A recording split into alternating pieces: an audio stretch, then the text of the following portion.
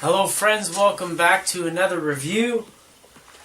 And today we've got the Rock Starfrit Frying Pan. And it is a rock-like finish on the frying pan. It's not actually made out of rock. You can actually see the aluminum here. However, it's a nice pan. Pulled this apart last night to get a look at it.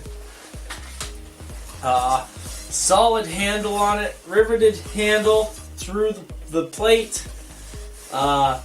Everything's pretty solid on this pan. It says here in the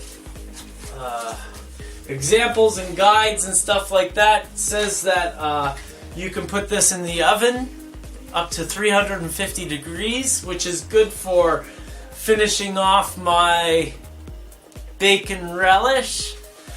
So I think what we should do here is not let me BS you about this pan.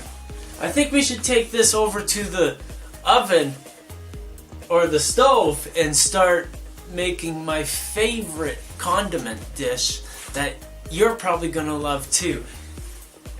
And we're gonna find out if the pan works in the system. And while we're cooking our bacon relish, I'm going to go over all this information on the information sheets and share those with you. And then we're going to compare the information with what happens on the stove. Sound like a deal?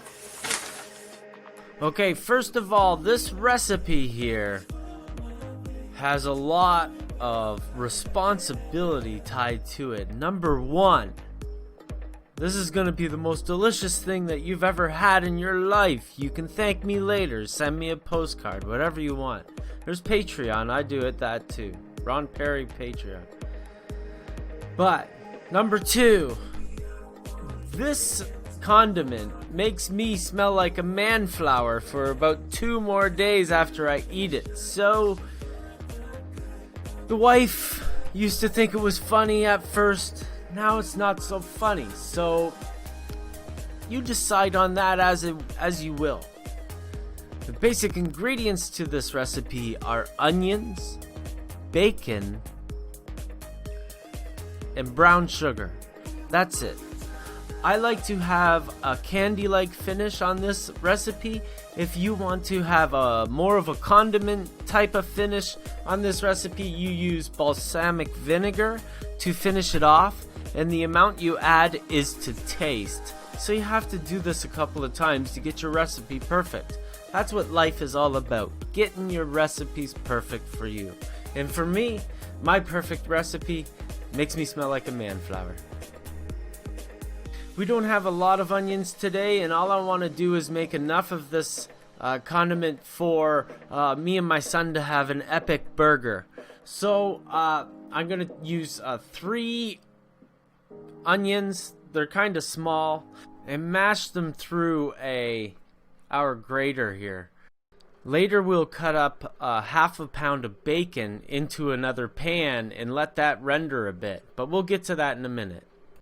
We're going to be cooking these onions for about 45 minutes in a pan, so the way you cut them up really isn't important, and at the end, having a real chunky finish to this recipe really benefits the taste.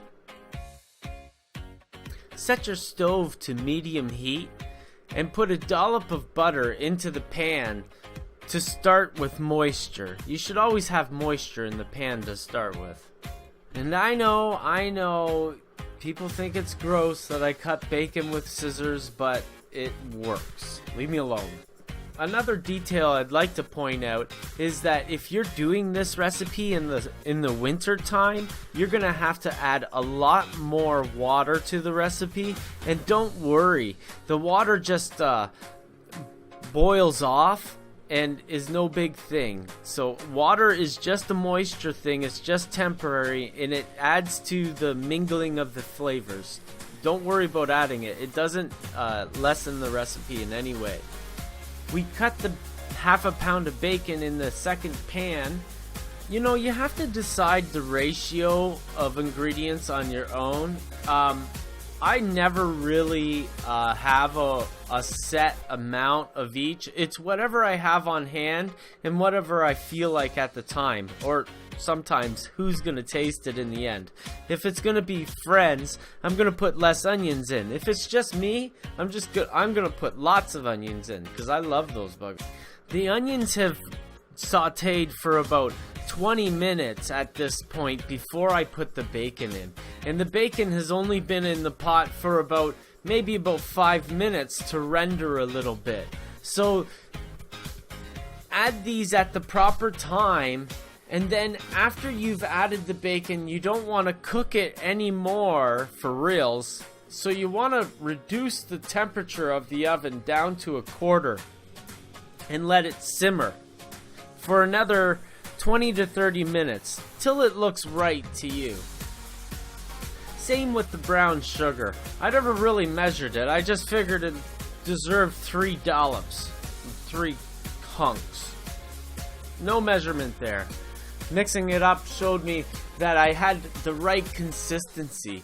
If I needed a little bit more, probably wouldn't have coated all the onions and the bacon, so I would have added another teaspoon. But everything's coated, as you can see.